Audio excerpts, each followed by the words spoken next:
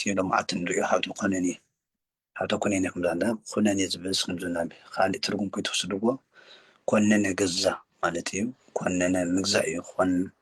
زيو كونني كهابو لنقص جزءاتك النقص هابو مزن متحف كونني خبات الله ب حماق نقر تراهي ذي خونس كونني مالت تخونني جهنم كونيني جهنم زبل لا فرد مستحازيو إن نفساوي هابتي كف كونيني كفتم أب أرجع نفس ويدقمو ما أرجع نفس خوينا مزرقوهم كدوسان زرقوهم صدقات حدا رأسها مجزأيو كونيني مالت رأسها مجزأ مالتيو ناكرسنا علامة حدا نتايو رأسها مجزأيو توانا رأسها مجزأ تعبي ناكرسنا علامة رأسها مجزأيو تهيزب نريد لنا أب كريستيان يكون أب عدنا يكون أب بيت كريستيان يكون أب عالم يكون كل نريد لنا مكرا نريد لنا فكان مكرا سب رأسو كاب مجزأ بزي مجزأ ويدكم زمس مكرا فتنايو كل نريد لنا مالتي سب رأسو تزجز نيرو زخول فتنا زخول مكرا زخول سدة مثلا عدموني نابز عالم زي نابز مد فايدة ناي مكرا زمن ناي مكرا مدري زمسأنا رأسو بزي مجزأ የመጀመሪያ ተቀዳሚ ያቦና አዳሙነይ ናብዚ ኩሉ ፀገም ዘምፀና እንታይ እዩ ርእሱ ብዘይ ምክዛእ እዩ ሒዝውን ዘሎ ህዝቢ ኣዳም ማለት እዩ ካሊእ የብሉን ቀዳማይ ኣዳም እንታይ ዓይነት ነይሩ እንታይ ዓይነት ድሌት ነይርዎ ተተባሂሉ ትሂዙ ዘሎ ሰብ ምርኣይ እዩ ትሂዙ ዘሎ ህዝቢ እውን ኣዳም እዩ ትሂዙ ዘሎ ሰብ እውን ኣዳም እዩ ኩልና ኣዳምና እና ክርስቲያን ክልተ ዓይነት ባህሪ ኣለዎ ኣዳማዊ ባህሪን ክርስቶሳዊ ባህሪን ስለዚህ አዳማዊ ባህሪ ድሕረ ሸኒፉ ክርስቶሳዊ ባህሪና ናተሸነፈ ክርስትና ናተሸነፈ ናተሸርሸረ ናተዳኸመ ይኸይድ ክርስቶሳዊ ባህሪ ወይ ደግሞ በጥምቀት በውልድነት በትምህርቲ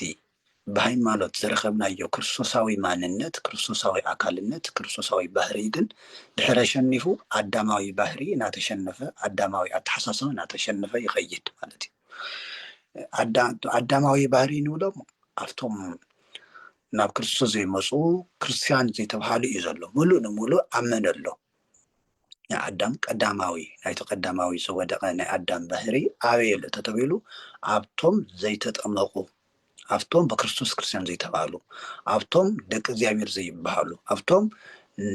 ንርስቲ መንግስቲ ሰማያት ዘይተዳለዉ ኣብኣቶም ሙሉእ ባህሪ ኣለዎ እሞ ንሕና እውነይ ብትተዋሃበና ፀጋና ብዘይ ምፅናዕና ክርስቶሳዊ ባህሪ ኣብ ውሽጥና ቦታ ብዘይ ምህላው ወይ ደግሞ ሙሉእ ንሙሉእ ንኣና ክቋፃፀረና ብዘይ ምኽኣሉ ያው ንሪኦ ኣለና ማለት እዩ ኣብ ዘመን ዘሎ ክርስቲያን እውነይ ካብቶም ናይ ክርስቶስ ባህሪ ዘይብሎም ኣህዛብ ዝተፈለየ ኮነ ተመሳሳሊ ኮይና ኣለና እሞ ኩነኔ ማለት ርእስኻ ምግዛእ ማለት እዩ ካብቶም ናይ ቅዱሳን ሓደ ፀጋ ርእስኻ ምግዛእ እዩ ርእሶም ይገዝኡ ነይሮም ምክንያቱ ባህሪና ከቢድ እዩ መልሓስና ከቢድ እዩ ዓይንና ከቢድ እዩ እዝንና ከቢድ እዩ ሓሳብና ከቢድ እዩ እዚ ብእግዚኣብሔር ሓይሊ ዘይተገዚኡ ድልየትና ናይ ወዲ ሰብ ባህሪ ከቢድ ስለዝኾነ መርዚ ከም ዝኾነ መፅሓፍ ቅዱስ ይነግረና እሞ መፅሓፍ ቅዱስ እንታይ ይብል ዕጉስ ሰብ ካብ ሓያል ይበልፅ ካብቲ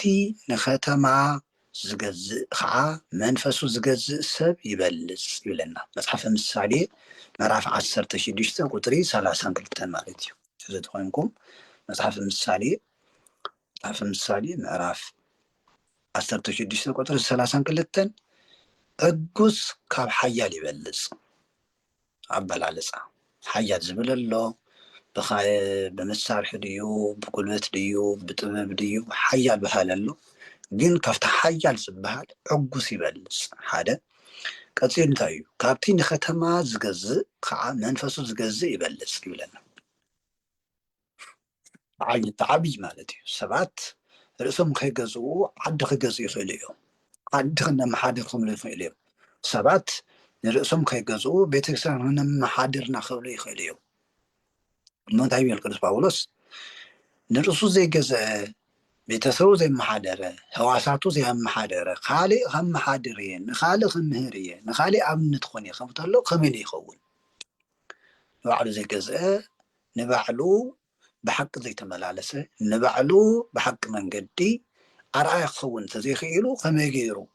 ንካሊእ ህዝቢ ንሓቀኛ ሓጢኣተኛስ ንሓቀኛ ከመይ ገይሩ ክገዝኦ ይኽእል? ከመይ ገይሩ ክምህሮ ይኽእል ማለት እዩ። ሓሳዊ ንሓቀኛ ሰብ ከመይ ገይሩ ክመክሮ? ኣብ ፀልማት ዘሎ ኣብ ብርሃን ዘሎ ከመይ ገይሩ ክመክሮ? ኣብቱ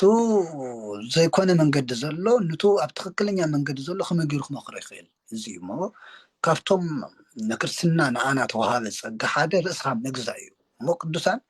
ዙ ርእስኻ ምግዛእ ብተግባር ይገልፅዎ። ንኣቶም ተዋሃበን ንኣና ተዋሃበን ሓደ እዩ፣ ግን ንሳቶም ብተግባር እንታይ እዩ? ምሳሌ ክርስቶስ ብተግባር ኣርእዩና እንድዩ ናተፀረፈ ኣይፀርፈን ኣይመልሰን፣ ክፀርፍዎ ከለዎ ኣይመለሰሎምን መፅሓፍ ቅዱስ ከመይ ዝብለና እንዘይፅዕልዎ ይፀዓሎሙ ናፀረፍዎ ስቕ ኢሉ መን ይኽእሉ? እዚ ንሕና ንኽእሉ ዶ? ኣብ ሰዓት እዚ ንኽእሉ ንኸውን? እዚ ቅዱሳን ዝተኸተልዎ ናይ ክርስቶስ ባህሪ እዩ፣ ናይ ክርስቶስ ተግባር እዩ፣ ናይ ክርስቶስ ተግባር እዩ። ምሳሌ 16 ቁፅሪ 32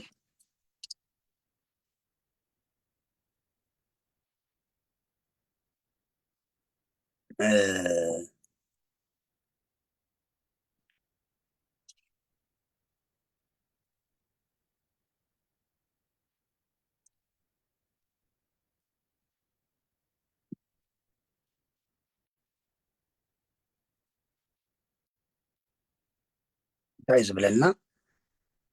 ቅዱስ ጴጥሮስ ቀዳማይ ጴጥሮስ ምዕራፍ 2 ቀዳማይ ጴጥሮስ ምዕራፍ 2 ቁፅሪ 24 ንሓጢኣት ሞይትና ንፅድቂ ምእንቲ ክንነብር ንሱ ባዕሉ ንሓጢኣትና ኣብ በቲ ኣብ መስቀል ዝተሰቕለ ሰብነቱ ፀሮ ለኢልና ክነብሎ ንስኻትኩም እውን ነዚ ኢኹም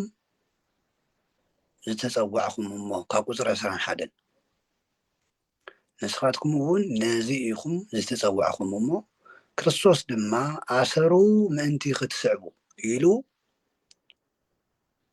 ንክርስቶስ ንስዕበሉ ብዙሕ መንገዲ ኣሎ። ትዕግስቲ ንምሃሮ ካብ ክርስቶስ እዩ፣ ጾም ንምሃሮ ካብ ክርስቶስ እዩ።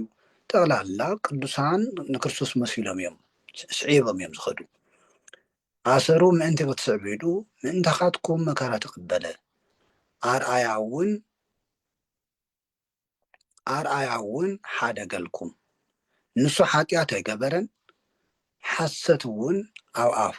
ኣይተረኽበን ምስ ፀረፍዎ መሊሱ ኣይፀረፈን። እዚ እዩ ትኳና ምስ ፀረፍዎ መሊሱ ኣይፀረፈን። ጎይታና ኢየሱስ ክርስቶስ ክብርን ምስጋናን ስግደትን ናብኡ ይኹን እሞ 33 ዓመት እናተፀረፈ እዩ ነይሩ። ወዲ ዮሴፍ ይብልዎ ዘይበልዎ የለን መሊሶ ኣይፈልጥን እንዘይክ ክልያ እንዘይክ ናኸኣለ እሞ ደግሞ ናኸኣለ ቀፀ ናኸኣለ እዩ ናኸኣለ እሞ ቅዱሳን እዚኦም ኩነኔ ማለት ሃብቶ ኩነኔ ናይ ርእስኻ ምግዛእ ሃፍቲ ፀጋ ዝተዋሃቦም ሓደ ንሱ እዩ። ቅዱሳን ርእሶም ይገዝኡ ነይሮም። ቀፂሉ እውነይ ፈቃደ ስጋኦም ኣየሸንፎም ነበረ ንሱ እዩ ናይ ቅዱሳን ኩነኔ ንብሎ ዘለና። ቅዱሳን ንርእሶም ይገዝኡ እሞ ስጋኦም ኣሸኒፎም ስጋኦም ንነብሶም ክግዛእ ናይ ነብሶም ድሌት ድላዮም ክገብሩ ንሕና ንፈለጥና ስጋ ኣብ ሂወትና ኣብ ነብስና ዓብይ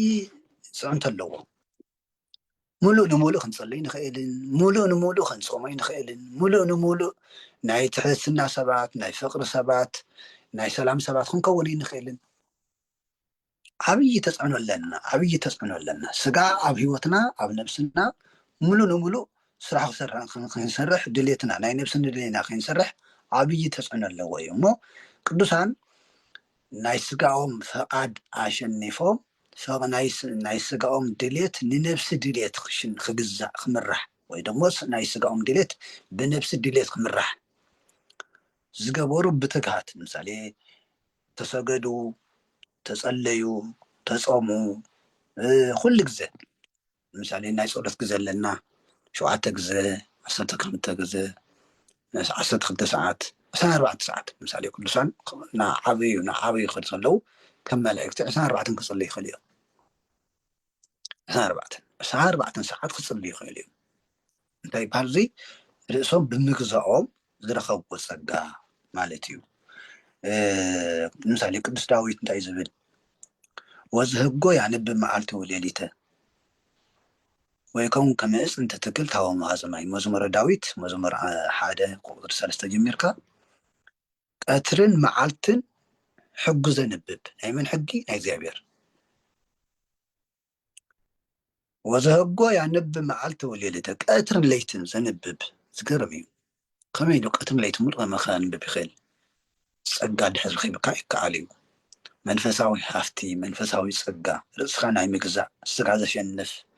ሃፍቲ ድሕሪ ሂቡካ ይከኣል ቅዱሳን ነይሮምዎ እዮም 24 እናመስገኑ ንዓሉ ዳዊት እንታይ ዝብል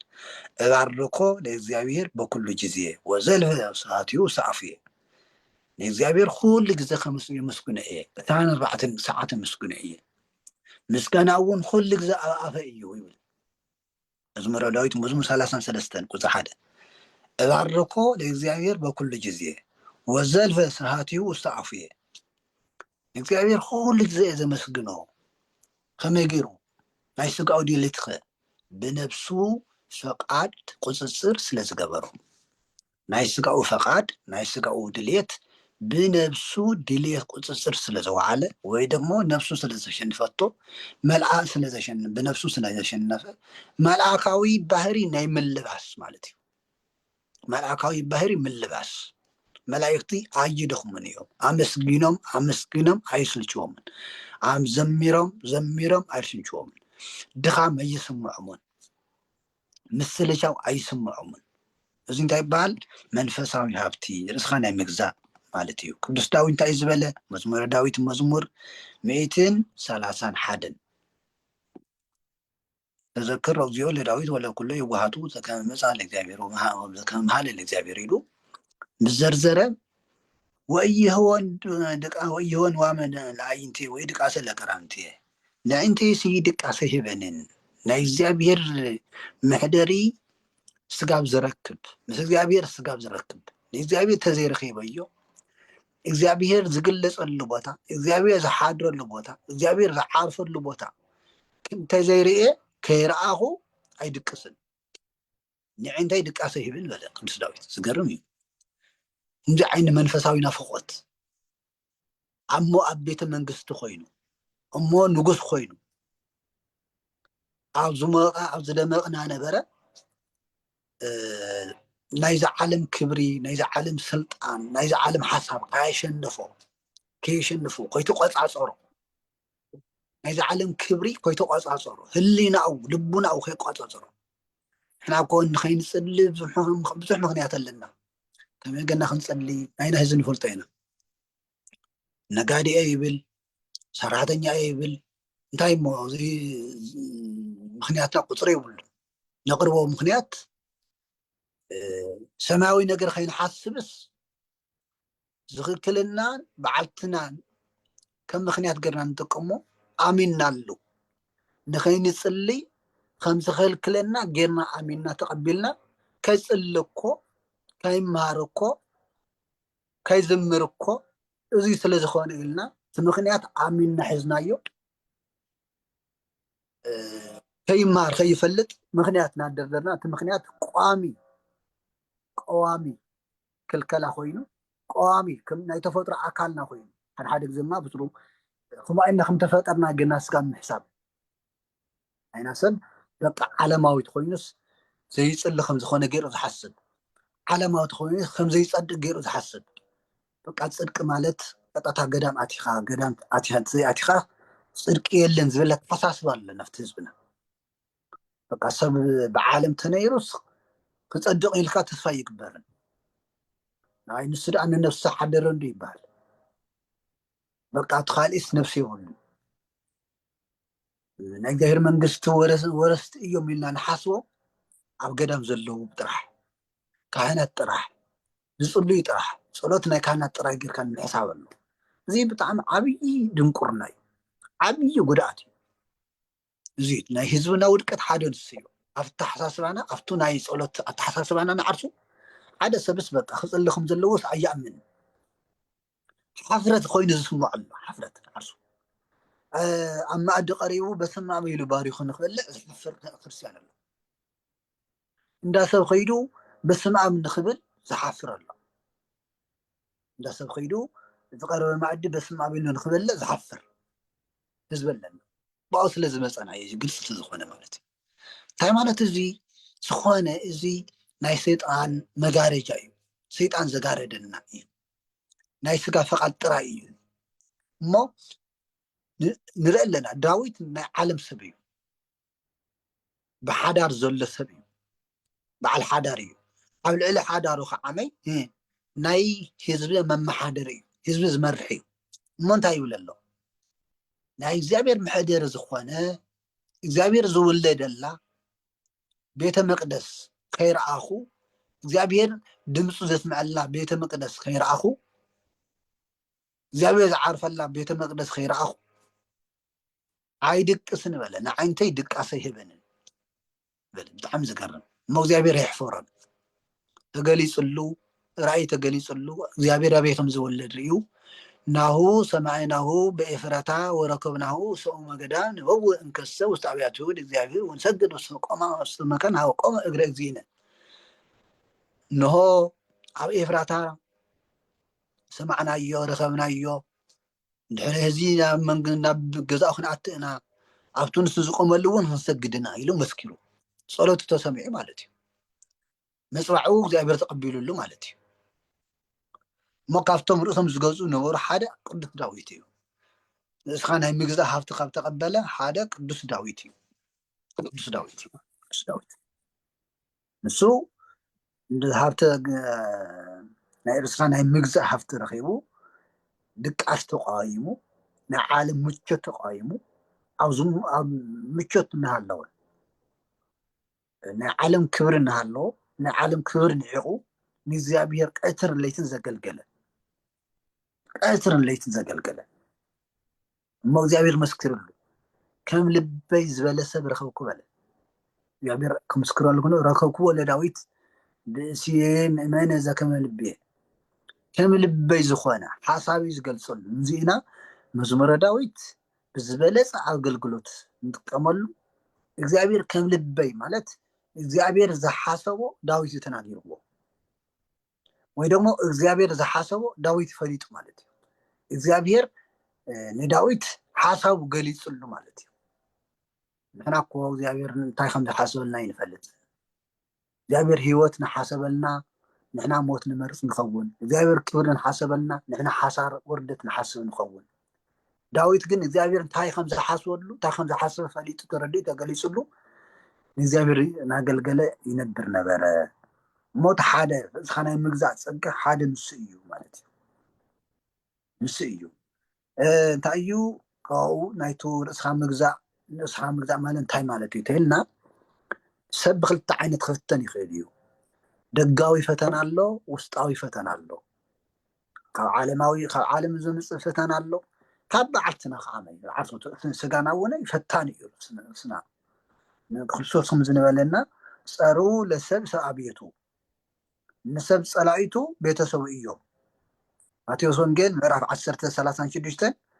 ንሰብ ፀላኢቱ ቤተሰቡ ክኾኑ እዮም እዚ ተቀዳማይ መጀመርያ ህዋሳትና እዮም ህዋሳትና ንባዕልትና ፀላኢትና እዮም ወይ ደግሞ ፀላኢ ክኾናና ይኽእሉ እዮም ምሳሌ ሓደ ሰብ ሰሪቕ ድዩ ቀቲሉ ድዩ ክእሰር ከሎ ባዕሉ ንባዕሉ እዩ ዝፀላእ ዘሎ ኣተሓሳስብኦ ንባዕሉ ከሲሱ ናብ ሓደጋ የብፅሐሉ ማለት እዩ ሓደጋ እሞ ካብ በዓልትና ዝመፅእ ፈተና ኣሎ ካብ ደገ ዝመፅእ ፈተና ኣሎ ካብ ቤተሰብ ዝመፅእ ፈተና ኣሎ ካብ በዓልትና ሰብ ንባዕሉ ተገዚኡ ቀፂሉ ካብ ደገውን ክፍተን ይኽእል እዩ ብደገውን ሰብኣይ ብሰበይቱ ሰበይቲ ብሰብኣያ ወለዲ ብደቆም ኣሕዋት ከምኡ ከምቲ ዮሴፍ ብሓዋቱ ተፈተነ ያዕቆብ ብሓው ከም ተፈተነ ኣብኤል ብሓው ብቃኤል ከም ተፈተነ ትዕማር ብሓዋ ብኣምኖን ከም ተደፈረት ከም ተፈተነት ሶስና በቶም ናይ ቤተ ክርስቲያን ናይ ቤተ መቅደስ አገልገልቲ ካህናት ከም ተፈተነት በቃ ብዙሕ እዩ ኣብ መፅሓፍ ቅዱስ ዘለዉ ናይ መፅሓፍ ቅዱስ ሰባት ብቤተሰቦም ይፍተኑ ከም ዝነበሩ ደጋዊ ፈተና ኣሎ ደጋዊ ፈተና ፈተና ብክልተ መልክዕ ክንሪኦ ንልና ካብ ደጋዊ ፈተና ወይ ደግሞ ካብ ነፍስና ወፃኢ ዝመፅእ ፈተናን ካብ ውሽጥና ዝመፅእ ፈተናን ምሳሌ ከም ዝተባሃለ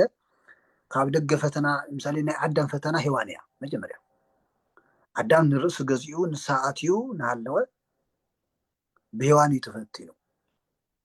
ብሔዋን ተፈቲኑ ይነብር ነበረ ተፈቲኑ እዩ ነዚ ከዓ መፅሓፍ ቅዱስ ክንረጋገፅ ከለና ቅድም ዝተፈጠረ ኣዳም እዩ ድሓር ከዓ ሔዋን እያ እሞ ከምኡ ከዓ ሰበይቲ እያ ተታሊላ ትእዛዝ ጥሓሰት እምበር ኣዳም ኣይተታለለን ይብለና መታለሊ ከይድዎ ነይገ ኣያታለሎን ማለት እዩ ብጣዕሚ ዝገርም ቀዳማይ ጢሞቴዎስ ምዕራፍ 2:14 ሰበይቲ እያ ተታሊላ ትእዛዝ ጥሓሰት እምበር ኣዳም ኣይተታለለን ኣዳም ተታላለ በመን እዩ ብሔዋን እዩ እምበር ዲያብሎስ ኣዳም ቀጥታ ኣያታለሎን እዩ ኣቦታት ክናገር ከለው ኣዳም ኩሉ ግዜ ጸሎት ኣቋሪጡ ይፈልጥ ንሰይጣን ግዜ ይሃበሉን ወይ ደግሞ ምስ ኣራዊት ምስቱ ተመን ዝናገገረሉ ግዜ ኣይነበሮን ስለዘይነበሮ ዲያብሎስ ብእባብ ድዩ ብካሊእ መልክዕ ከታልሎ ይኽኣለን ተዘራርቦ ከነጋግሮ ይኽኣለን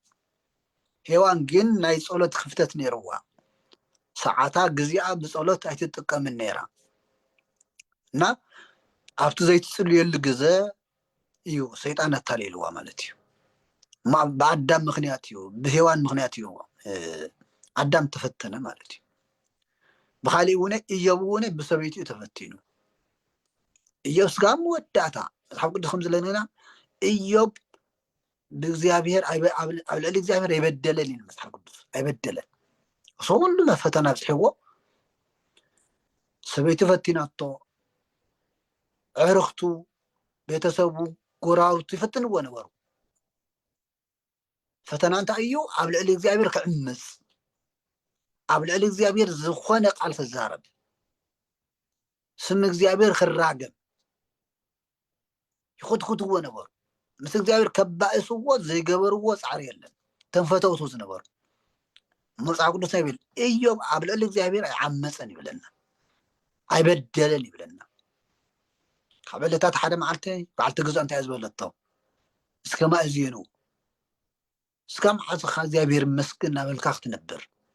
ባረኮ ለእግዚኣብሔር ወሞት እግዚኣብሔር ገሞሞ ሞት መለቶ ንስኻ ኣብተን ዓያሹ ሓንቲ ኢኺ ከምቱ በረከት ዝሃበና ተቐበልናዮ ፈተና ክበና ከሎ እውን ክንቅበለና ንበረከት እዩ እዮም ከሸኒፍዎ እሞ ክርስቲያን ወብዛሓት ዘለና ክርስቲያን እውን ክንፍተን ንኽእልና ፈተናታት ኣሎ ኣብዚ ግዜ ብዙሕ መልክዕ ፈተና ኣሎ ፈተና ግን ንበረከት ክገብረልና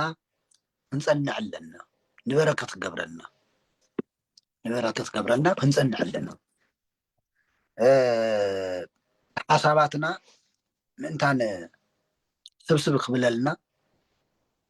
እዚ ብደጋዊ ፈተና ብዙ ብተፈላለየ መልክዕ ተምሂርኩም ትኾኑ ኢኹም ትኹነኔ ዝብል እሶም ምግዛእ ካብ ደገ ምምፃእ ካብ ውሽጦም ይምፃእ ቅዱሳን ግን ኣሸኒፎም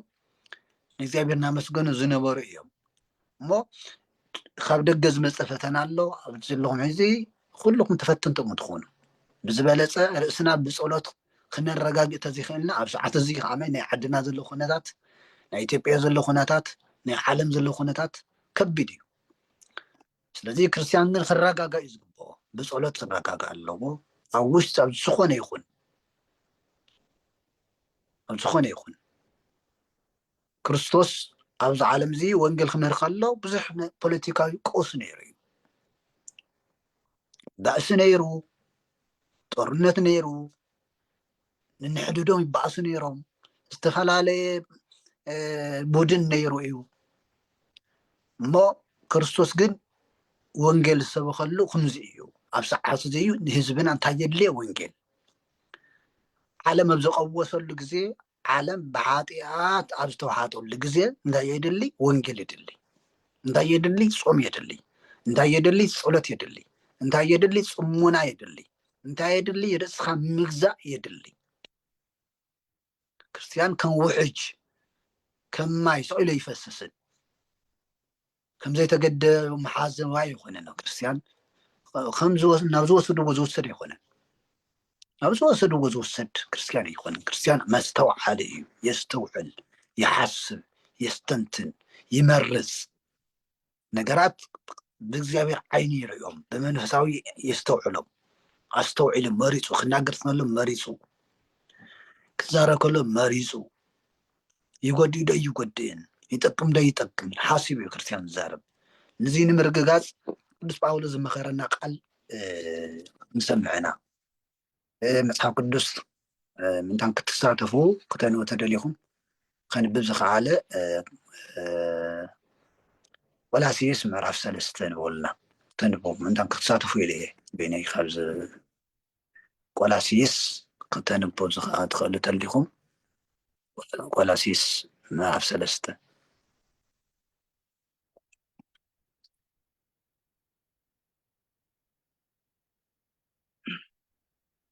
ከንብብ ዝኸኣለ ተልዩ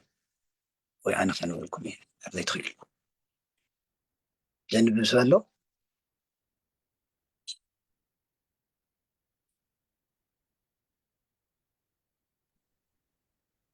ቤት ኣቦና ተዛሪቦም እወ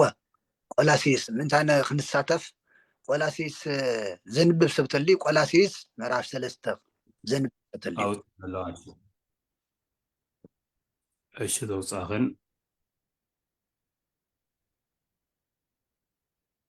ምዕራፍ 3 ናብራ ኣረገው ይነቐጽለ ናብራ ቅድስና እሺ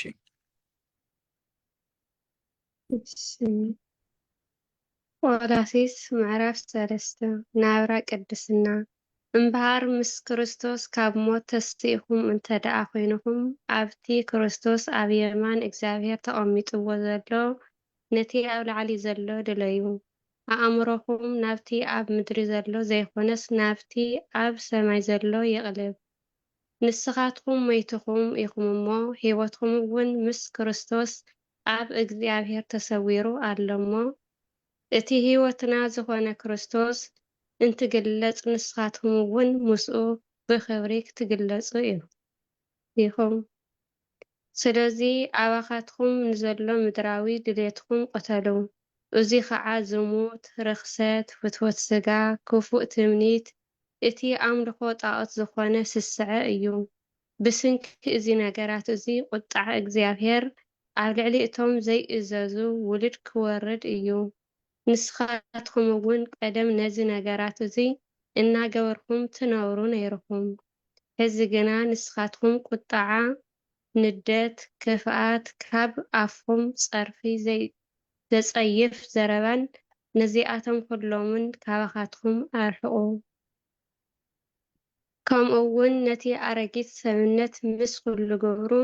ቀንጢጥኩም ነቲ ንፈጣሪኡ ምእንቲ ክመስል ብፍልጠት ዝሕደስ ዘሎ ሓድሽ ሰብነት ስለ ዝለበስኩም ንስንሳትኩም ኣይትተሓሳሰቡ ክርስቶስ ኩሉን ኣብ ኩሉን እዩ እምበር ኣብኡስ ግሪካውን ኣይሁዳውን ግሩዝን ዘይግሩዝን ዝሰልጠነን ዘይሰልጠነን ኣረማውን ባርያን ጭዋን ዝብል ኣፈላላይ የለን እምበኣር እግዚኣብሔር ዝሓረዮም ቅዱሳንን ፍቁራትን ህዝቢ ከም ምዃንኩም ምሕረት ልውሃት ሕትና ሕያውነት ትዕግስቲ ልወሱ ንስንሳትኩም ተኻኣሉ ሓደ ሰብ ኣብ ካልእ ቅር ዘብል ነገር እንተሃልይዎ ይቕረ ተባሃሉ ከምቲ ክርስቶስ ይቕረ ዝበለልኩም ይቕረበሉ። ኣብ ልዕሊ እዚ ኩሉ መእሰሪ ፍጹምነት እያ እሞ ንፍቕሪ ልበስዋ። ናይ ሓደ ሰብነት ኣካላት ኮይንኩም ንሰላም ተጸዊዕኩም ኢኹም እሞ ሰላም ክርስቶስ ኣብ ልብኩም ይገዛእ። ኣመስገንቲ እውን ኩኑ። ቃል ክርስቶስ ብምልኣት ይሕደርኩም። ብኩሉ ጥበብ ንስንሳትኩም ተመሃሃሩን ተመዓዓዱን። መዝሙርን ቅኔን መንፈሳዊ ዜማን ብልብኩም ንእግዚኣብሔር ዘምሩ። ብቃል ኮነ ወይ ብግብሪ እትገብርዎ ኩሉ ብስም ጎይታና ኢየሱስ ክርስቶስ ግበርዎ። ብእኡ ከዓ ንእግዚኣብሔር ኣብ ኣመስግንዎ። ኣዩ ትስማዕና ብጣዕሚ ጎበዝ ብጣዕሚ ትስማዕ ብጣዕሚ ደስ ዝብል ትዝደለኹ ሓሳብ እንታይ እዩ እቶም ቅዱሳን ንብሎም ከምዚ ዓይነት ኣተሓሳስባ ናቐተሉ እንታይ ቁፅሪ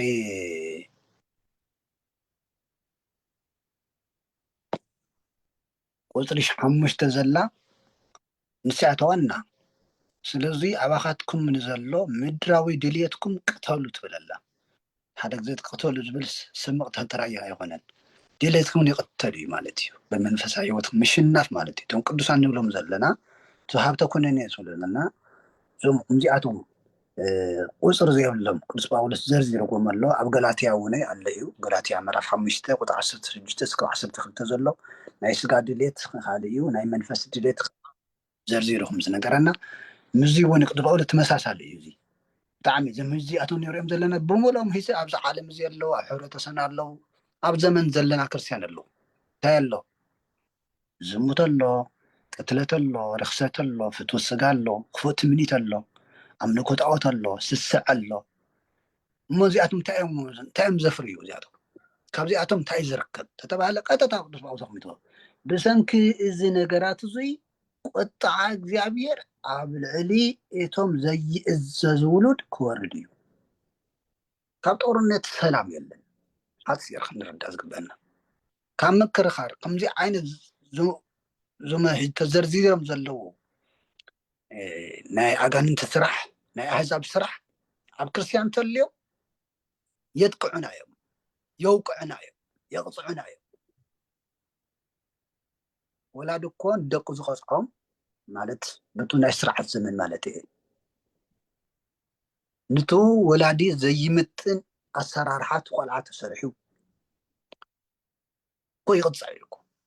እግዚኣብሔር እውን ንኣና ቀፅዕና ኮይኑ ንባህሪኡ ዘይስማማዕ ተግባር ኣብ ሂወትና ንስምና ንትስሙ ንዓርሱ እግዚኣብሔር ቀናኢ ኣምላኽ እንድዩ ቀና ኣምላኽ እዩ መፅሓፍ ቅዱስ እግዚኣብሔር ቀና እዩ ክርስትያን እናተባሃልና ስሙ ተሸኪምና እዞም ነገራት እዚኣቶም ኣብ ሂወትና ተልዮም እግዚኣብሔር ኣይቀፅዐናን ኢልኩም ከይትታለሉ እግዚኣብሔር ኣይሕስን እዩ እዞም ቅዱሳን ንብሎም ዘለና ካብዚ ዓይነት ሂወት ርእሶም ዝገዙ እዮም እዞም ነገራት እዚኣቶም ካብ ሂወቶም ዘርሓቁ እዮም ኣውፅኦም ዝጓሓፍዎም እዮም እዚኣቶም ጓሓፋት እዮም ሂወትና ዘራክሱ እዮም ቅድስናና ዘራክሱ እዮም መንፈሳዊ ሂወትና ዘራክሱ እዮም እዚኣቶም እቶም ሕጂ ተዘርዚሮም ዘለዉ ዝኩሉ ሕንፍሽፍሽ ንብል ዘለና ዝኩሉ ቅልውላው ዝኩሉ ሰላም ምስኣን ንሪኦ ካሊእ የብሉን ምንም ናብ የማን ናብ ፀጋም ናብ ላዕሊ ንታሕተይ ንበል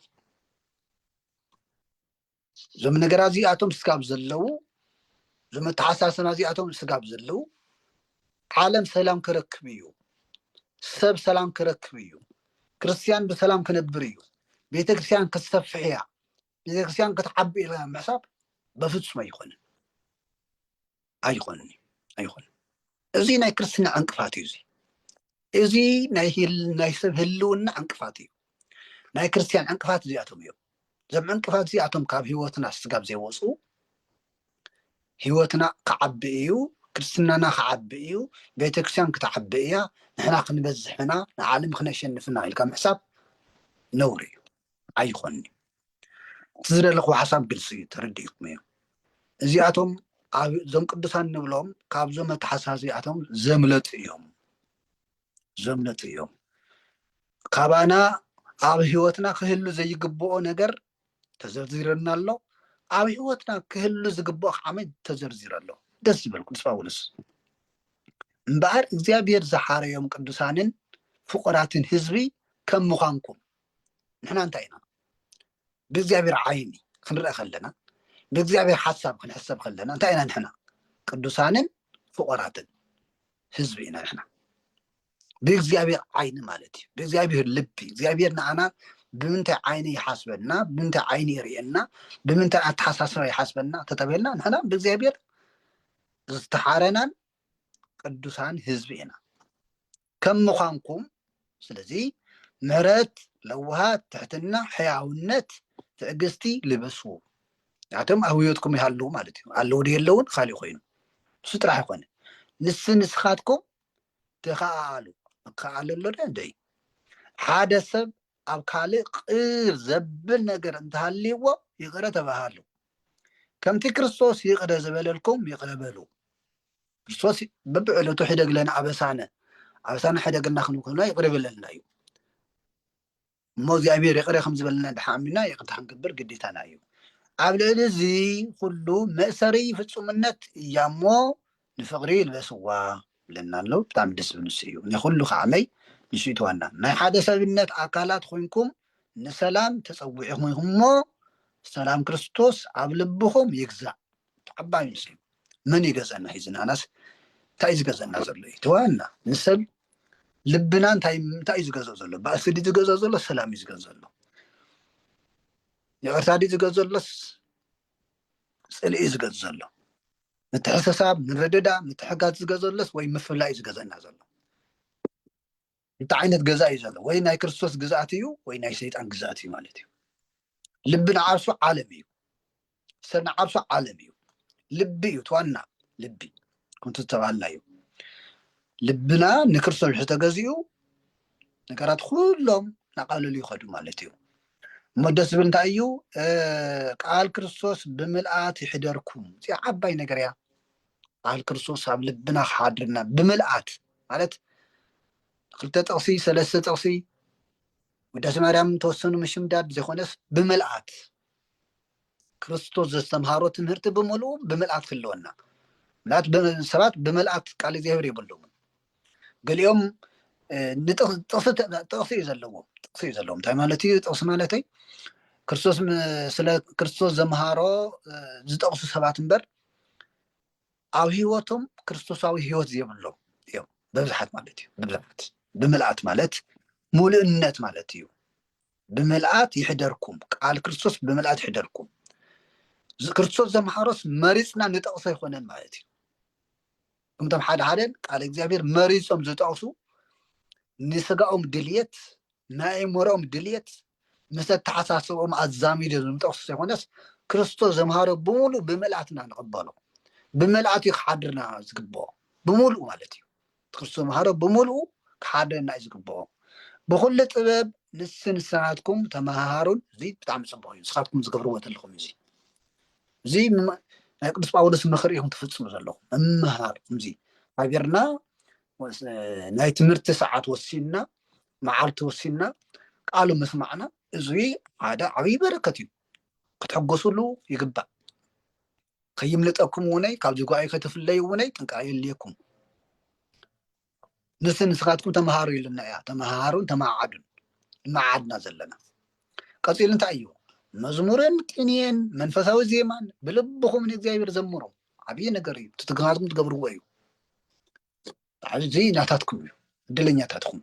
ዓብይ ነገር እዩ ብልብኹም ንእግዚአብሔር ዘምሩ ብቃል ኮነ ወይ ብግብሪ እትገብርዎ ኩሉ ብስም ጎይታና ኢየሱስ ክርስቶስ ግበርዎ ብኡ ከዓ ንእግዚአብሔር ኣብ ኣመስግንዎ ብትክክል እዩ ፀለና ጾምና ዝተገድና ክርስቶስ ስም ይኸውን ዝግብኦ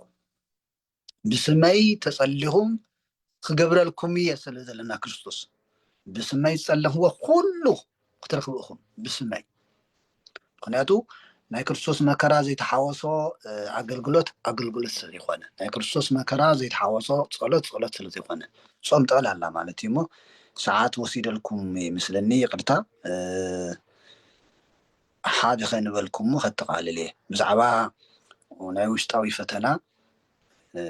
ናይ ስጋን ናይ ነብስን ፈተና ኣሎ ገላትያ ምዕራፍ 5 ትፈልጥዎ ኢኹም ኩሉ ግዜ ትምኒት ስጋ ምስ መንፈስ መጻርርቲ እዩ መንፈስ ከዓ ምስ ድሌት ስጋ መጻርርቲ እዩ ይብለና ገላትያ 5:16-22 ካልእ ከዓ መይ ቅዱስ ጳውሎስ እውን ሂዝቡነይ ኣብ ሮሜ 8:12 እምበኣርከስ ኣሕዋተይ ዕዳ ኣለና ግና ከም ፍቃድ ስጋ ክንነብር ንስጋስ ኣይኮንናን ከም ፍቃድ ስጋ እንተነበርኩም ክትሞቱ ኢኹም ነቲ ተግባራት ስጋ ብመንፈስ እንተቀቲልኩምዎ ግና ብህይወት ክትነብሩ ኢኹም ኩሎም እቶም ብመንፈስ እግዚአብሔር ዝምርሑ ንሳቶም ውሉድ እግዚአብሔር እዮም እሞ ይብለና ስለዚ እዚ እትዋና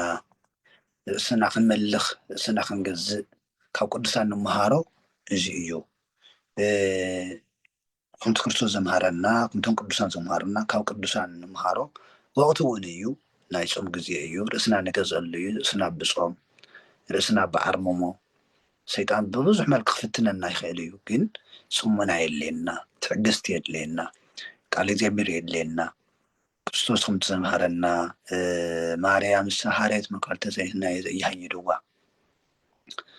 ቅዱስ አባ ሕርያቆስ ናትሪእን ከአርሞ ትዕግስተ ከመ ማርያም ስመ ወደሳ እግዚእነን ዘይብል ከም ማርያም እህተ አልዓዛር ትዕግስትን አርምሞን ንጥሪ አርምሞ ትዕግስቲ ናይ ልቢ እዩ አርምሞ ናይ አፍ እዩ ማርያም ሓፍታ ማርታ ክትሓምያ ከላ ክትኸሳ ከላ መልሲ ሃበት እዚ ሓደ ዕብየት እዩ ናይ ክርስትና እናክንምሃር ከለና ዝኾነ ሰብ ክፍትነና ይኽእል እዩ ፍትና ሓውና እንታይ ቀሺ ቀሺ ትብል ቀሺ ቀሺ ትሽትት ባሕታዊት ዝሳለቁ ሰባት ዘለው ይኽእል እዮም ኣብ ዓለም ዘለው ኣብ ፀልማት ዘለው ሰብ ክፅሊ ከሎ ዝሳለቁ ጸሎት ዘይተረድኦም መንፈሳዊነት ዘይተረድኦም ልብኦም ተሸፈነ ልብኦም ተዓፅወ ሰባት ክፅልዩ ከለኹም ክፅልያ ከለኽን መጽሓፍ ክተነባ ከለኽን በቃ ምጽላይ ማለት መነኩሴ ምዃን ገይሮም ዝሓስቡ ቀሺ ምዃን ገይሮም ዝሓስቡ ሰባት ክህሉ ይኽእል እዮም እሞ ነዚ እንታይ ይመልሱ ትዕግስቲ ይመልሱ ዝምታ ይመልሱ አርምሞ ይመልሱ ማርያም ገለ በለትን እያ ሉቃስ ወንጌል ምዕራፍ 10:42 ከም ተቐመጠ ሉቃስ 10 ማርያም ንሳይ መለሰትን ጌታ ግን መሊሱላ ጎይታ መሊሱላ ንሕና ወነይ ጎይታ ይመልሰልና ኢና ንብል ማርያም ሃርያት መክፈልተ ሰናይ ዘይሃይድዋ ማርያም እኮ ዘመረጠቶ ማንም ዘይወስዳ አጋንንት ዘይወስድዋ ብውዳሴ ከንቲ ድዩ ብኻሊእ ድዩ ዘይውሰዳ ናይ ዘለዓለም ህይወት እያ መሪፃ ብለና ኢልዋ ንሕናትኩም ኣብ ዘለኹም እውነይ ቃል ትሰምዑ ዘለኹም ኩሉ ግዜ ኣብ ጸሎት ኣብ ኣገልግሎት ኣብ ጉባኤ ተሳተፉ ዘለዓለማዊ ቃል ኢኹም መሪፅኩም ዘይውሰድ ቃል ሰማያዊ ሃፍቲ ሰማያዊ በረከት ሰማያዊ ጸጋ እዩ እና እግዚአብሔር ብዙ ድልየትኩም ንእግዚአብሔር ግዜ ሂብኩም ኣብ ጸሎት ኣብ ጉባኤ ክትረከቡ ከለኹም ንስኻትኩም ዘይትርድእዎ ጸጋ ክጸለኩም እዩ ጸጋ ከፍሰልኩም እዩ በረከት ሕቑፈኩም እዩ ኣምላኽና እግዚአብሔር ሰዓት እዚ ግዜ ስለዝሃበና ክብሪ ምስጋና ይብፅሐዮ ሰማዕናዮ ልብና ይሕደረና ናይ ቅዱሳን በረከት ምስኹንና ይኹን ክብረ ቅዱሳን የሳትፈና አሜን አሜን አሜን ቃል ህይወት የስመዐልና ክቡር ኣቦና ቃል ህይወት የስመዐልና ናይ ብሓቂ ሰማዕናዮ ኩሉ እውን ኣብ ልቦናና ይሕድረልና እግዚኣብሔር ኣምላኽ ብዕድመ ብጥዕና ይሓልወልና ካብኦም ይፍልየልና ክቡር ኣቦና ክብረት ይሃበልና አሜን አሜን እሺ ባረ ሰው መዝሙር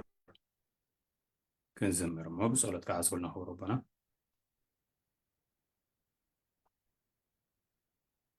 ሕቶ ለዲ ካብ ዘቦና ዘምህርና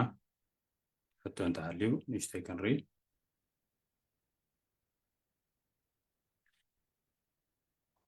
ሼር አሁን ሳምሰንግ ንሕቶ ድዩ ወይስ ንመዝሙር ክፍቱ እዩ ዘሎ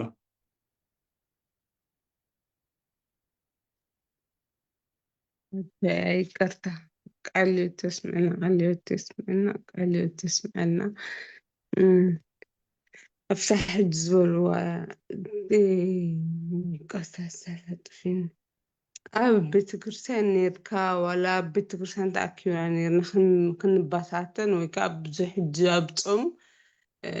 ንሕና እኮ ንብል እምበር ዋላ ቤተክርስትያን እውን ንስዕም ወይ ከዓ ፆሙ እውንስ ሸይጣን ምሳና እዩ ዘሎ ከሰሓሕተና እኮ ናይ ግድን ሸይጣን ዘሰሓሕተና ብሓይሊ ፈጣሪ ኢና እምበር ሸይጣን እኮ ምስ ኩላና እዩ ዘሎ ኣብ ሕድሕድ ሰብስ ሸይጣን ኣሎ ኣነ ድማ ከመይ ገይሩ እግዚኣብሔር ኣሎ ዘለ እምበር ሸይጣን ኣነ ብግለይ የለን ሸይጣን ምሳይ የለን ዝኾነ ነገር እውን ብሰንኪ ሸይጣን ኢለ የወሬታ ካልኦት ከፍታ ዘለካ ነፅዋ ቀፅል ቀፅል ብሰንኪ ሸይጣን ኢለ ዝተጋገኽዎ ነገር የብለይን ኣነ ኩሉ ግዜ እግዚኣብሔር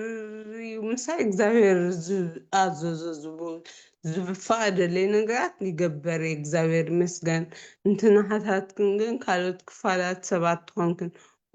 ኣብ ኩሉ ሰብ ሸይጣን ኣሎ እዚ ፍሉጥ እዩ ግን ንኸይድ ቤተክርስትያን ብቸርነቱ ባዕሉ ዳኣ እምበር የብለና ይበሃል ኣብቲ ፆም እውን ንጋጋ ሕጂ ናይ ቆልዑት ምግቢ ክስራሕ ንበልዕ እዚ ሸይጣን ኣሎ ኣነ ግን እዚኣ ኣይተቐበልክዋን እሞ እዛ ሸይጣን ኣብ ሕድሕድ ሰብስ ኣሎ ኩላና እዩ ዘሎ ክበሃል ተሎ ኣነ የብለይኒ ኢለ ተቃዊሙ እሞ እዚኣስ ከመይ ኩሉ ሰብ ዝበለት ሸይጣን ክብደል ኣነ የለይ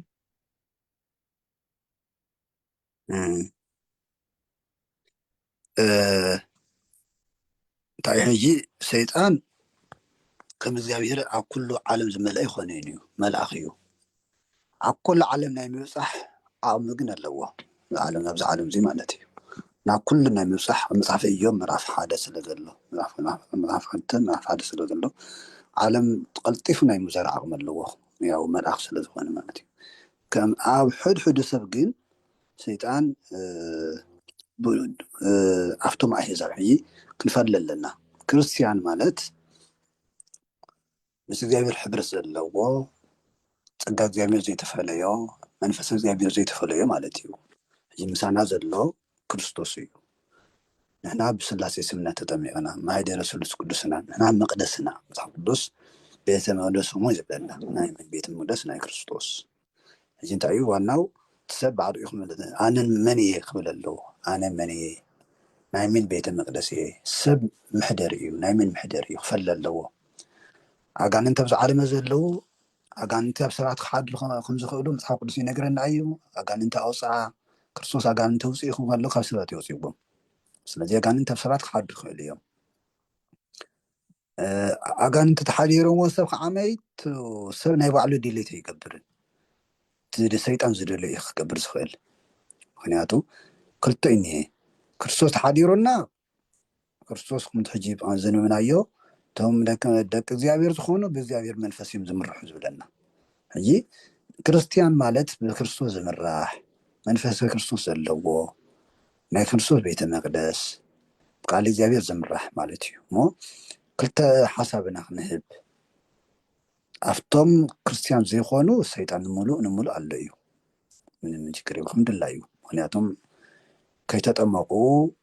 ብክርስቶስ ከይኣመኑ ደቂ እግዚኣብሔር ክኾኑ ማህደር እግዚኣብሔር ክኾኑ መቅደስ እግዚኣብሔር ክኾኑ ስለዘይኽእሉ እዩ ሓደ ብእግዚኣብሔር ስም ዘይኣመነ ግን ተፈሪድዎ ኣሎ እዩ መፅሓፍ ቅዱስ ሒዙ ተፈሪድዎ ኣሎ እቶም ዘይኣመኑ ተፈረዶም እዮም ማለት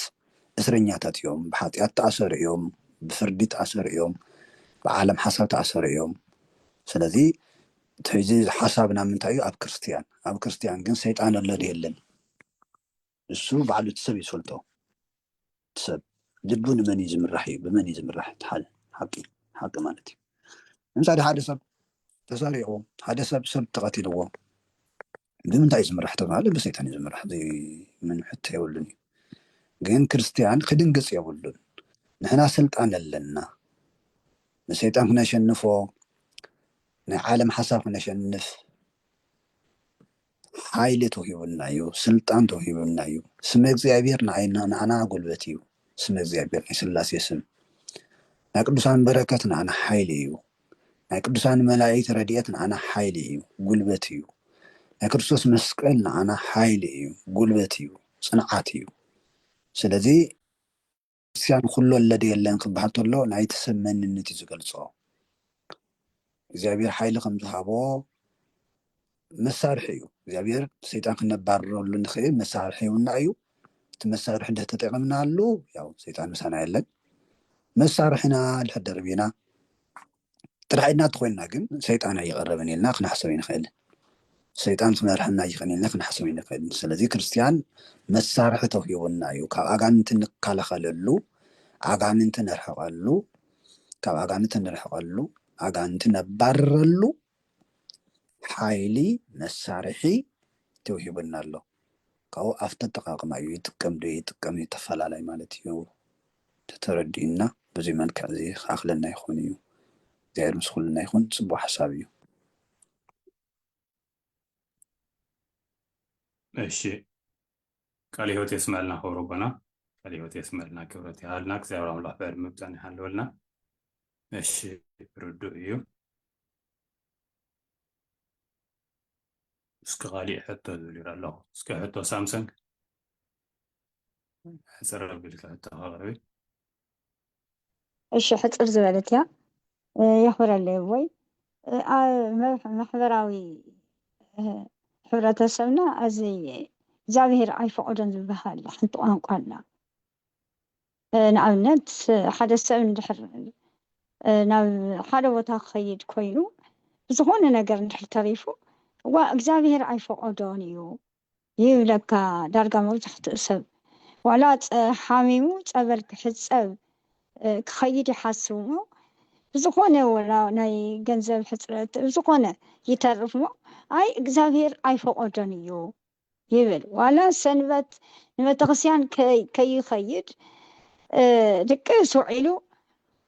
ኣይ ሎማዓንቲ ይከድኩን እግዚአብሔር ኣይፈቀድን እዩ ይብል ሕጂ ኣነ እዚኣስ ኩሉ ግዜስ ዋ እንታይ እዩ እዛ ከምዚ ቃልስ ሓቂ ድያ ኢለስ ኩሉ ግዜ ይሓስብ እሞ ኣቦና ኸ እዚኣ ከመይ እያ ክብል እየ ደልየ የኽብረለይ ወይ ብጣዕሚ ጽቡቅ ሓሳብ እዩ እቲ ሕብረተሰብና ያው ኩሉ ምክንያት ይጥቀመሉ መቸም ንሰብ ንምጥባር ድኽመትና ንምጥባር ዘይንጥቀሞ ነገር የለን ተተፋቲሑ እውነይ ተፋቲሖም ኣይ እግዚአብሔር ይፈቀዶን ይብሉ እግዚአብሔርማ ከሳሲ እዩ እኮ ኣይትግበር ዝበለና ቃል ፈፂምናስ ድሓር እግዚአብሔር ይፈቀዶ እንተልና እግዚአብሔር ንኸሶ ኣለና ማለት እዩ እሞ እግዚአብሔር ይተሓታት ማለት እዩ ኣብ ቤተክርስትያን ብዘይ ምክያድና ሓጢአት ሰሪሕና እግዚአብሔር ተሓታት እግዚአብሔር ዝኸውን ዘሎ ማለት እዩ ንሕና ሕዚ ኩሉ ንገብሮ ዘለና እታ ናይ ኣዳም ምክንያት እያ ኣዳም ክሕተት ከሎ ንምንታይ ደበለዕካ ትተባሃልስ ሔዋን ያብልዐኒ ሔዋን ያብልዐኒ የበለን ተዛሃብካኒ ሰበይቲ እዩ ዝበለ ተዛሃብካኒ ማለት ንስኻ ኢኻ ተጠያቂ ማለት እዩ ነቲ ሕብረተሰብና ድኽመቱ ከይግለፆ ከይፍለጠሉ ሓፋርነት ኣሎ ሕብረት ኣሎ ውርደት ከይስምዖ እንታይ ይጥቀም ካሊእ ጉልባብ ማለት እዩ ናይ ሃይማኖት ጉልባብ ይጥቀም ናይ ሃይማኖት ጉልባብ ስለዚ ጽቡቅ ነገር ዝኮን እግዚአብሔር ግበሩ ዝበለና ነገር ፈቃድ እግዚአብሔር የድልየን ፈቂዱ እንድዩ ጸልዩ ንምጽላይ ፈቃድ እግዚአብሔር አይደለን ንምጻም ፈቃድ እግዚአብሔር አይደለን ናይ ቤተክርስቲያን ንምኻድ ፈቃድ እግዚአብሔር አይደለን ፈቃድ እግዚአብሔር ዘልዮ እንታይ እዩ ካሊእ ዘይተዋሃበና ፈቃድ እግዚአብሔር ዘልዮ ንምሳሌ ዘይተመርሑ ሰባት ሓደ ንክገብሮም ክልቲኦም ክጽልዩ ኣለዎም ሓደ ፈቃድ እግዚአብሔር ኣብ መንጎኦም ክኣቱ ክጽልዩ ኣለዎም ካሊእ እውነይ ትምህርቲ ድዩ ስራሕ ድዩ ክረኽቡ እውነይ ክሕግዞም ፈቃድ እግዚአብሔር ክኸውን ንስውነ ሓደ ንሕና እዚ ንኽእሉ ፈቃድ እግዚአብሔር ንብሎ ካብ ዓቕምና ንላዕሊ ዝኾነ እግዚአብሔር ዘይፈቀዶ እዩ ክፈቅደና ዝኽእል እግዚአብሔር ዘይፈቀደልና ኣሎ ተፈቀደ ግን ተፈቂዱ እዩ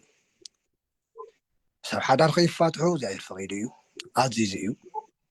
ብሰበ ክርስቲያን ብጸሎት ተወሲኑ ክነብር ተፈቂዱ እዩ ንስሓ ከኣቱ ተፈቂዱ እዩ ናይ ክርስቲያን ክግዝግዙ ተፈቂዱ እዩ ዝኾነ ይኹን ንሕና ንምክንያት ንጥቀመሎም ነገራት ኣብ ዝተፈቀደ እግዚአብሔር ፈቃዱ እንደገና ይኽእል ካሊእ ፈቃድ እግዚአብሔር ኣይኮነን ንብሎ እንታይ እዩ ንምሳሌ ሓደ ሰብ ናብ ገዳም ክኣትዩ ወይ ምናን ድዩ ትውልና ድዩ ምናን ኮይኑ ንሱ ንዝተኸኣሎ ስለ ዝብል ንዝተኸኣሎ እዩ ዝብል ንጉስና ብድንግልና ምንባር ብሕትውና ምንባር ብምናን ሂወት ንምንባር ንኩሉ ስለ ዘይኮነ ንዝተኸኣሎ ስለ ዝብል ፈቃድ እግዚኣብሔር ሓቲትካ እግዚኣብሔር ምስ መለሰልካ ኣይ እግዚኣብሔር ፈቀደለይን ትብል ማለት እዩ እግዚኣብሔር ፈቀዶን ናብ ዝብል ናብ እግዚኣብሔር ፈቃድ ንመለስ ካሊእ ግን ተፈቀደ ነገር እንደገና ፈቃድ እግዚኣብሔር ኣይንሓተሉን ኢና ኣይንሓተሎም ክመት ኣለኹ እንታይ እዩ ንሓተሉ ኣሎ ዘይንሓተሉ ኣሎ እንታይ ማለት እዩ ምሳሌ ሓደ ሰብ መፅሓፍ ቅዱስ ክነንብብ ተፈቂዱልና እዩ ግን ንክገልፀልና ከዓመይ ተሓሳቡ ክገልፀልና ፈቃድካ ይኹን ንብል ዝኾነ ይኹን ኩሉ ግዜ ፈቃድ እግዚኣብሔር ይኹን ንብልና ንምሳሌ ወይኩን ፈቃድካ ክንብል ከለና እዚ ዝዛረብ ዘለኹ ነቱ ነጥፎ ነገር ፈቃድ እግዚኣብሔር ኣይኮነን ኢልና ዓይኑ ይሸፍኖ እዩ ታውና ሓሳብ ተኻሊእ ግን ፈቃድ እግዚኣብሔር ንጠይቀሉ ዶ ትክክል ንጠይቀሉ ወይኩን ፈቃድካ በሉ ኢልና እዩ ዝኾነ ይኹን ክንጅምር ከለና ፈቃድካ ይኹን ማለት ረድኤት እግዚኣብሔር ምጥያቅ እዩ ረድኤት እግዚኣብሔር ሕግዘና ፀሎት ንገብር ኣለና ሰው ሓደ ሰብ ንክፅልው እኳ ፈቃድ እግዚኣብሔር ክጥይቅ ኣለዎ ክበሃል ከሎ ሓይል ክህቦም እንታይ ካሊእ ይብሉን ንክመሃር ፈቃድ እግዚኣብሔር ክሓተ ኣለዎ ማለት እንታይ ማለት እዩ እግዚኣብሔር ምስጢር ክገልፀሉ ማለት እዩ ምስጢር ክገልፀሉ ረድኤት እግዚኣብሔር ምድላይ ማለት እዩ ረድኤት እግዚኣብሔር ምጥያቅ ምሕታት ማለት እዩ እምበር ተኻሊእ ግን ቱ ደካማ ጎኒ ዝኾነ ነገር ናይና ድኻም ናይና ብድኻምና ሰንኪ ብናይና ሰንኪ ዝቐረየ ነገር ምስ ናይ እግዚኣብሔር ፈቃድ ክነተሓሕዞ ኣይግብእናን እዩ ሓደ ሰብ ብዙሕ ኣሎ ዝተባሃለ ሓደ ሰብ ተሓኒቑ ተመይቱ ምሳሌ በቃ እግዚኣብሔር ፈሪድዎ ንብል መዓልቲ ኣኺላ ንብል መዓልቲ ኣኺላ ማለት እግዚኣብሔር ቀቲልዎ ማለትና እዩ ወይ ደግሞ ክመውት ፈሪድዎ ማለት እዩ ተሓነቀ ሰብ መዓልቱ ስለ ዝኣኸለ ይኮነ ዝሞተ ባዕሉ ኣብ ርእሱ ተዘፈረደ እዩ ስለዚ መዓልቱ ተኣኺሉ ተሓኒቀ ተመይቱስ መን እዩ ተጠያቂ እግዚኣብሔር ኣይጥየቅን እዩ እግዚኣብሔር ማ ኣይትቕተል ኢሉ እዩ ኣይትቕተል ዝበለ ኣምላኽ እንደገና ንሕና ዘይሓሰብናዮ ወይ ደግሞ ብእግዚኣብሔር ዘይፈቅዶ መንገዲ ክንመውት ኣይደልን እግዚኣብሔር ድሌት የብሉ ፍቃድ የብሉን እሞ ከም ተባሃለ እዩ እቲ ናይና ድኽመት እቲ ናይና ድኽመትን ካሊእን ብናይ እግዚኣብሔር ፈቃድ ንሸፋፍኖ ኣለና እዚ ትክክል ኣይኮነን ኣወፃሊ ክነስተኻኽሎ ይግባእ ያው ሙሉ ንሙሉ ዘይተመሊሱ ቀሲልና ክንመልሶ ንኽእልና ግን ፅቡቅ ሓሳብ እዩ ይረአየኒ ቃለ ሕይወት የስመዐልና ክብሮ ቦና ቃለ ሕይወት የስመዐልና ክብረት ይሃበልና ነዊሕ ግዜ ሒዝናዮም ኢና እሺ ኣኽለና ይምባር ወዲና ኣለና ሕቶና መፀዊ መዝሙር ንዝምር ሕዋት ሕፅር ዝበለ መዝሙር ዝተዳለኽን ዝተዳለኹን